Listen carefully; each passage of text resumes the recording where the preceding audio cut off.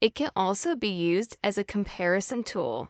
If we look at the data in columns C and D, maybe what we want to show here with a strong visual component is that whenever these shipping dates are more than 3 days later than the order date, you want them to be flagged, you want them to jump out, because ideally you like to have your orders taken care of pretty quickly. So in column D here, we're about to apply a conditional formatting rule. It's going to refer to the data in column C. So the conditional formatting button is on the Home tab. And although there are plenty of rules, and this is a great feature with lots of fun, colorful aspects to it, we have to write a formula here, a new rule. Pretty easy though once you see the rule. Use a formula to determine which cells to format. Column D is the column in question.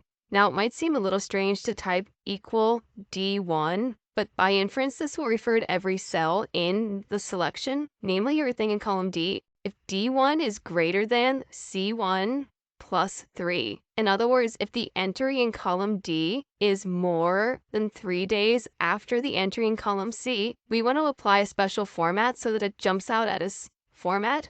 And the format can be any combination of number, font, border, or fill characteristics, the most obvious being fill. Click OK.